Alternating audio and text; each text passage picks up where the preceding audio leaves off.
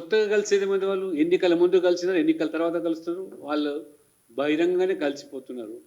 అందులో కొత్తదనం ఏముంది పోరాటం చేయడానికి?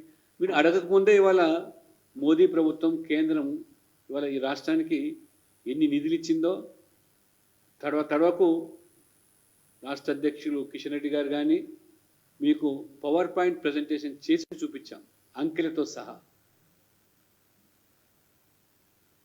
పేదలకు ఇళ్ల విషయంలో కానివ్వండి, విశ్వకర్మ తెలంగాణలోనే 52,000 మందికి సెంట్రల్ స్కీమ్స్లో ఇవాళ లబ్ధి పొందినటువంటి విషయం. కాబట్టి హౌసింగ్ కానీ రైతులకు కానీ వాళ్ళ ఎక్కడ కూడా నేషనల్ హైవేస్ రైల్వేస్కు ఇచ్చిన నిధులన్నీ కూడా స్పష్టం చేశాం. Rahul, you are very eager to ask me a question.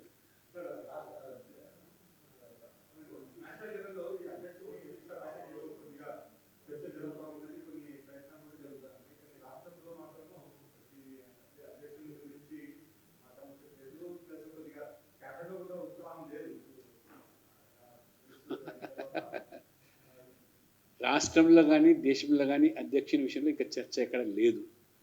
Membership programme జరుగుతున్నది. ఎవ్రీ 6 yearsకు మాది ప్రైమరీ మెంబర్షిప్ దేశవ్యాప్తంగా కూడా కొనసాగిస్తాం. అందరి మెంబర్షిప్ అయిపోయింది. ఇది మెంబర్షిప్ డ్రైవ్ అనేది September probably 2nd or 3rd నుంచి మొదలవుతుంది. అది అక్టోబర్ ఎండ్ వరకు జరుగుతుంది. మరోవైపు అక్టోబర్లో నవంబర్లో కూడా 4 రాష్ట్రాల ఎన్నికలు జరుగుతుంది. కేంద్ర పార్టీ వాటి మీద దృష్టి పెట్టింది. ఖచ్చితంగా ఆర్గనైజేషన్ అనేది సక్రమంగా సక్రియంగానే అంతటా కూడా నడుస్తుంది. హర్యానా ఎన్నికలు, మరోవైపు కాశ్మీర్ ఎన్నికల విషయంలో కూడా మొన్ననే ఎలక్షన్ కమిటీ 2 రాష్ట్రాల అభ్యర్థులు కూడా ఖరారు చేశాం. భారతీయ జనతా పార్టీ ఆర్గనైజేషన్ అనేది మాకు మరి బేసిక్గా ఫౌండేషన్ కాబట్టి booth committees, mandal committees, district committees, తర్వాత స్టేటు, నేషనల్ కమిటీ, ఈ విధంగా ఫేజ్ వైజ్ జరుగుతుంది. ప్రాబబ్లీ ఇదంతా కూడా డిసెంబర్ వరకు అయిపోతుంది.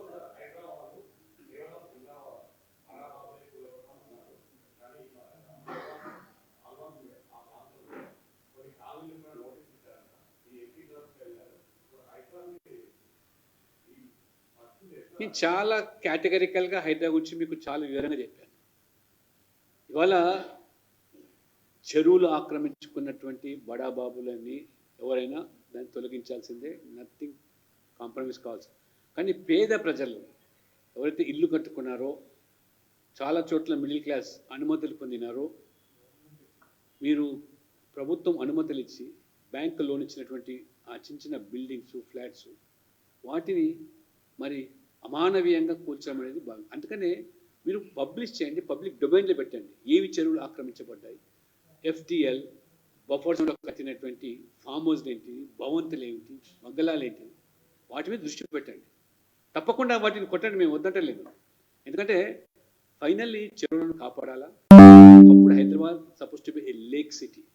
హైదరాబాద్కు ఉన్నటువంటి గొప్పదనమే వాళ్ళ హిమాయత్ సాగర్, ఉస్మాన్ సాగర్, మరి మంజీరా, ఆనాడు ఉన్నటువంటి పరిస్థితిని ఎవరు ఈజ్ రెస్పాన్సిబుల్ ఫర్ ఇట్. కాబట్టి నిర్దాక్షిణ్యంగా మీరు చేయండి. కానీ ఆ పేరు మీద పేదలకు, ప్రభుత్వ స్థలాల్లో ఇల్లు కట్టుకున్న వాళ్లకు దాన్ని ముడిపెట్టి దాన్ని కూల్చడం అనేది భావ్యం కాదు.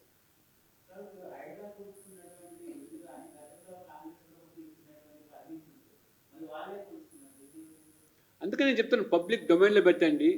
ఏ చెరువుల్లో, ఏ FTLలో, ఏ బఫర్ జోన్లో మీరు అనుమతులు ఇచ్చారు, ఇవాళ ఎందుకు మరి వాటిని మీరే చేస్తున్నారు, అవన్నీ బయటికి రావాలా. Let HYDRAA make it clear. Public డొమైన్లో పెట్టండి, ఈ చెరువు ఆక్రమించింది, అనుమతి లేదు, కట్టడాలు అయిపోయినాయి.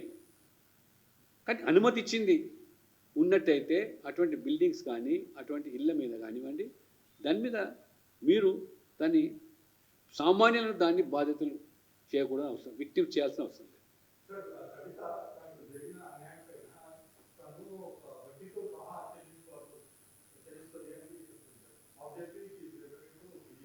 Most welcome, court is there, law is taking its own course of action. Political war మేము ఇవాళ అన్నిటితో మేము సిద్ధంగా ఉన్నాం. ఇవాళ దేశం మొత్తం మీద కూడా we are ruling almost 21 states NDA. కాబట్టి ఇవాళ చట్టానికి ఎవరు అతిథులు కాదు. చట్టాన్ని కూడా తమకు అనుకూలంగా అన్వయించుకోవడం కూడా భావ్యం కాదు. నిన్న ముఖ్యమంత్రి రేవంత్ రెడ్డి గారు కూడా మాట్లాడుతూ వారు చెప్పారు, మన బీజేపీ బీఆర్ఎస్ యొక్క ఉడంబకిలో భాగంగానే కాంగ్రెస్ మన కవితకు బెయిల్ వచ్చింది. అంటే మీరు కోర్టును కూడా, ఒక రాజ్యాంగ హోదాలో ఉన్న ముఖ్యమంత్రి వ్యక్తి కోర్టును కూడా రాజకీయాల్లోకి లాగడము, న్యాయస్థానాలు కూడా రాజకీయ రంగు పులమడము, ఇది ఈ యొక్క కాంగ్రెస్కే చెల్లుతుంది. మీరు ఏ రాజ్యాంగం గురించి ఎన్నికల్లో మీరు పదే మాట్లాడినారో, రాజ్యాంగం మారుతుంది, బీజేపీ అధికారంలోకి వస్తుంది, రాజ్యాంగం మీదకున్న గౌరవం ఇది. వాళ్ళు సుప్రీంకోర్టు వారు it's a legal process bail అనేది. బెయిల్ ఇస్తే దానికి బీజేపీతో ముడిపెట్టడం అంటే బీజేపీని అడిగి న్యాయమూర్తులు పనిచేస్తున్నాయి, న్యాయస్థానాలు పనిచేస్తున్నాయి. రేవంత్ రెడ్డి గారు క్షమాపణలు చెప్పడం కాదు, రేవంత్ రెడ్డి తరపు నుంచి వాళ్ళ ప్రభుత్వ మరి న్యాయవాదులు క్షమాపణలు చెప్పే పరిస్థితి వస్తూ ఉన్నదంటే ఇక్కడే కాదు, మొత్తం కాంగ్రెస్ పార్టీ దేశం మొత్తం మీద కూడా ఈ యొక్క మరి కాన్స్టిట్యూషనల్ బాడీస్ మీద, ఎలక్షన్ కమిషన్ కానీ కోర్ట్స్ కానీ దాడి చేయడం మనకి పరిపాటి అయిపోయింది. వాళ్ళు ఎంత they have gone to such a they have stoop down to such a level. Rahul Gandhi ఏం మాట్లాడతారండి? ప్రతిదానికి రాజ్యాంగం లేతే రిజర్వేషన్. చివరికి నవ్వుకుంటున్నారు ప్రజలు. మిస్ యూనివర్స్లో ఎంతమంది ఎస్సీలు ఉన్నారు, ఎంతమంది బీసీలు ఉన్నారు, ఎస్టీలు ఉన్నారు. బడ్జెట్ ప్రవేశపెట్టిన దాంట్లో నిర్మలా సీతారామన్ గారు ఫైనాన్స్ మినిస్టర్గా it's a tradition. Nirmala Sitharaman గారు ఎంతమంది అల్వా ఈ ఎస్సీలకు మంచినారు, ఎస్టీలకు మంచినారు, బీసీలకు మంచినారు, వెనక చూస్తే ఎంతమంది ఉన్నారంటే people are laughing at you. ఒక being a leader of opposition, what is the message you are trying to give? కాబట్టి ఇది పరాకాష్ట. వాళ్ళకు పిచ్చి ముదిరింది, అధికారం చేతులు లేకపోవడం, వరుస క్రమంలో ఓడిపోవడం, వరుసగా మోడీ గారు గెలవడం, వాళ్ళు తట్టుకోలేకపోతారు, సహించలేకపోతారు. బీఆర్ఎస్ గురించి ఎంత తక్కువ మాట్లాడితే అంత మంచిది రాహుల్ గారు. బీఆర్ఎస్ ఖేల్ ఖతం, దుకాన్ బంద్.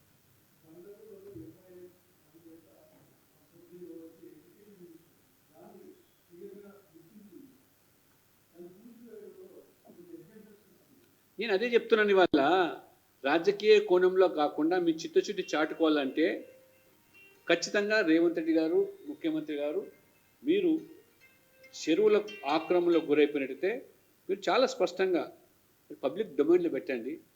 ఎవరు ఆక్రమించుకున్నారు, ఎవరు కట్టినారు, మీ చర్యలు ఏమిటి, what is the plan of action, make it clear. కాబట్టి వీరికి ఒక విధానం, వారికి ఒక విధానం, ఇది ఆ రాజకీయపరమైనటువంటి ఏమాత్రం కూడా మినాయింపులు ఉండడానికి వీల్లేదు.